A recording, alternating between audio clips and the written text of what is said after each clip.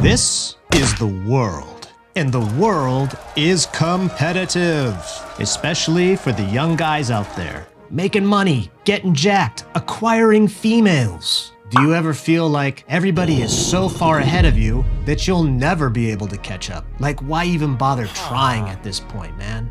But would you believe me if I told you it's actually pretty easy to get ahead of 99% of people, and that most dudes completely overlook the steps necessary in order to make that happen? So I'm gonna give you a simple, actionable set of steps to learn any skill, achieve any goal, and even get a big titty trad goth girlfriend, if that's what you want. It took me years to learn this the hard way, okay?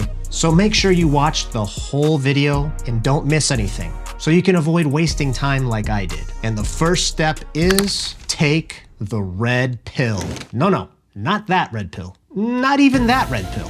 What I mean is, it's essential that you wake up to the reality of your situation. If you want to get ahead, you need to know your competition. If you're into self-improvement, you've seen influencers on your feed that are flexing expensive cars, private jets, big booty bitches, god-tier physiques. Please understand, a lot of this is complete smoke and mirrors bullshit. Half of these guys rent their jewelry and mansions and cars just to show off and get clout. Fitness influencers be injecting that sauce, and some of them even get ab implants and shit. The few guys that do have it all are complete anomalies, like 0.001% of 8 billion people on this planet. We often get absorbed into our online echo chambers, and we start to see these things as normal. And we feel like complete losers when we don't measure up. I'm not saying you shouldn't have big goals, but what I'm saying is,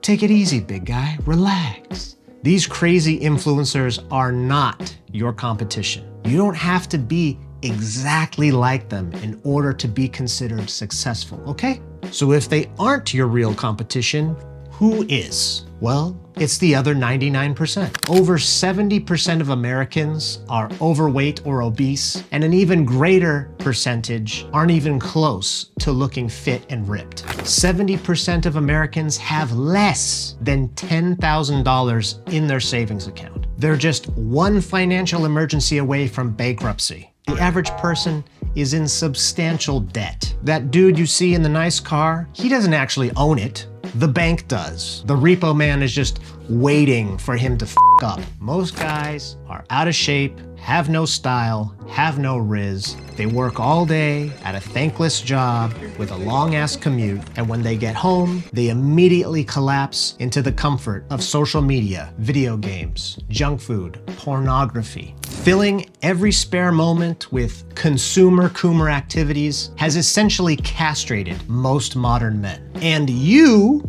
should be excited. Don't you get it? Your competition is soft, weak, distracted. It has never been easier to rise above the crowd. If you just start to do the opposite of what the average guy is doing, you'll be dunking on all of these fools. Just the fact that you're watching this video sets you apart from the average dude. If you start to realize this truth and then follow the rest of the steps in this video, you are guaranteed to succeed. Now that we know our competition, we can move on to step 2.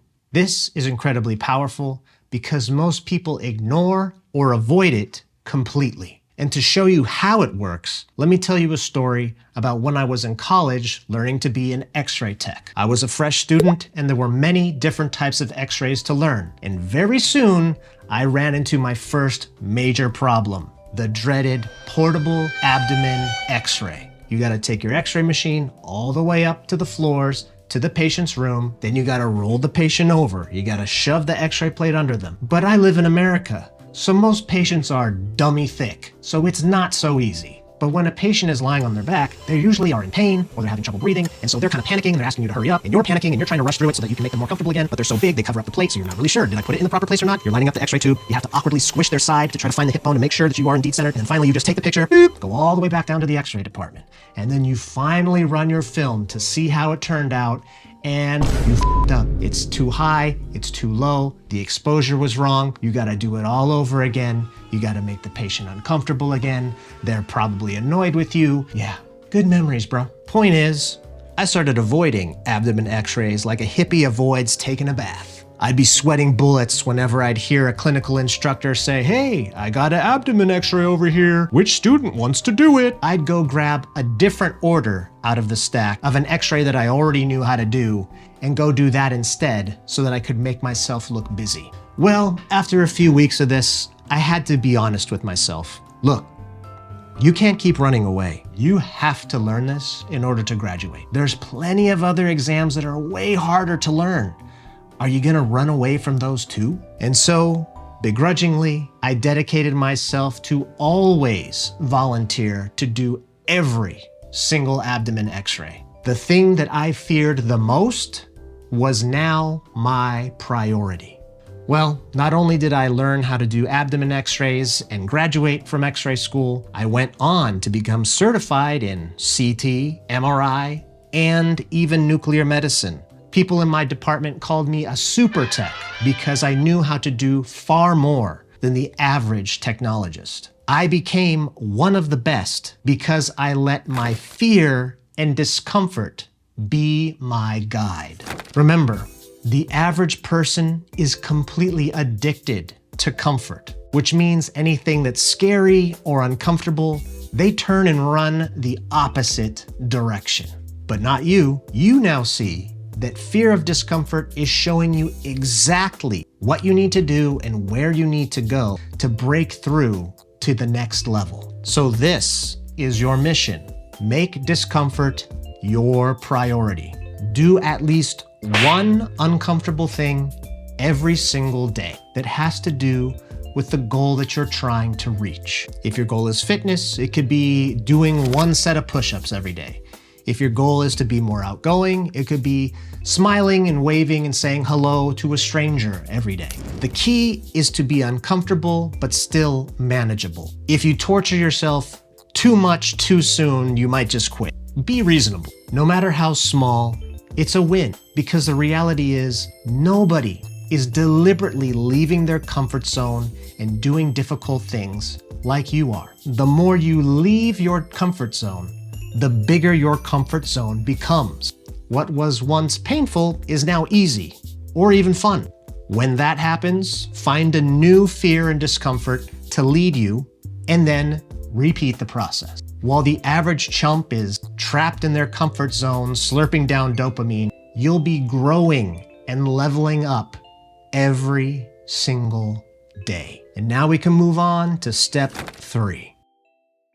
You finally committed to doing uncomfortable things, and that's awesome. But this can lead many people to a major pitfall. You see, any big goal requires that you learn many new skills and accomplish many tasks in order to get it done. It all seems important, so many people start tackling everything all at once. Even the most committed self-improvers start to feel like they're spinning their wheels, they lose momentum, and even worse, quit. Let's be real. Multitasking is a scam.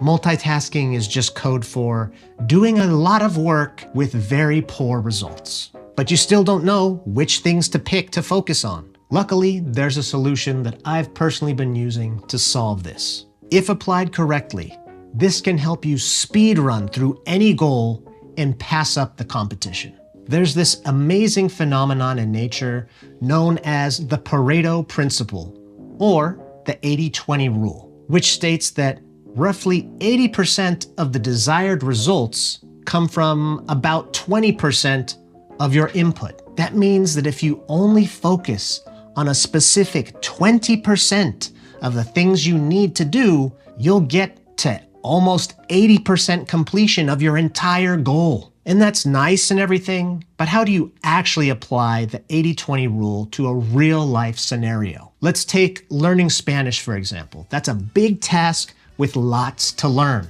There's vocabulary, there's pronunciation, there's verbs and a billion conjugations. Step 1 is clearly define your goal.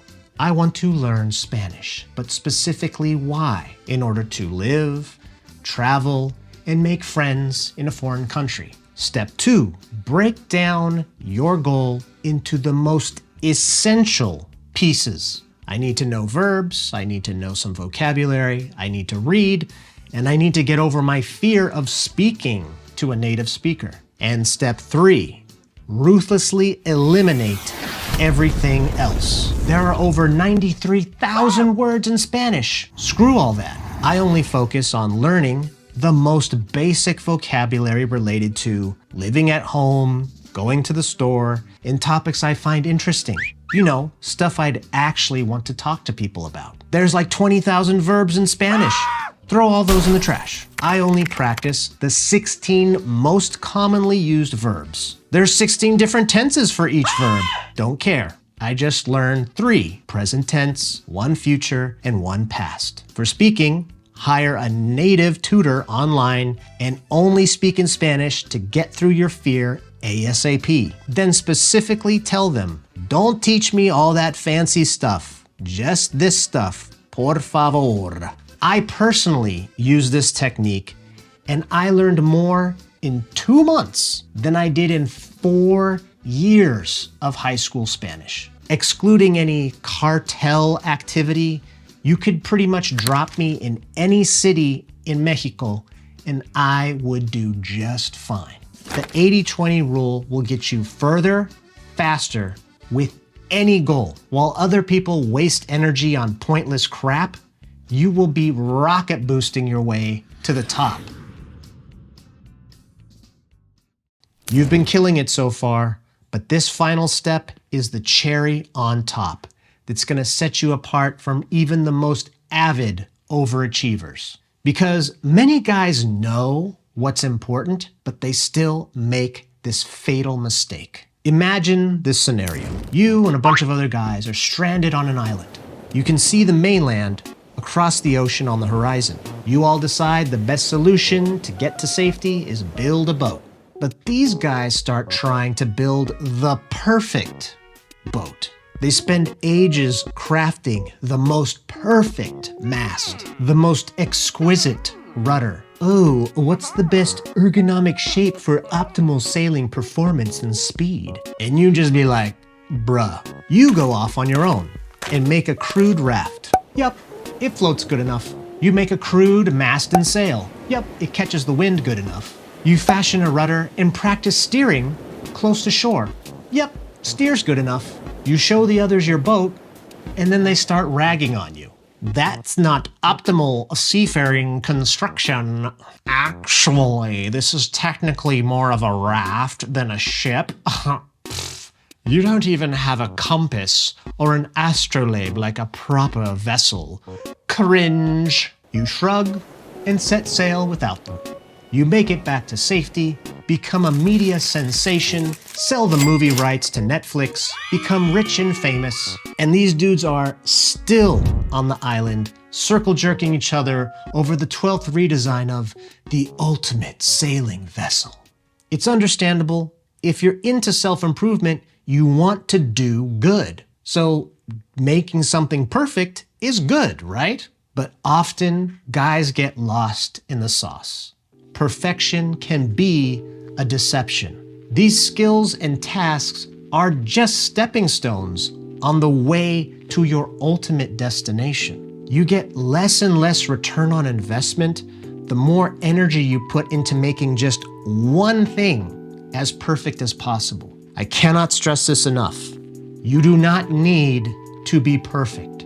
You just need good enough so you can move forward to the next step. When my goal was to become attractive to women, my gym routine and diet were not optimal. They were just good enough.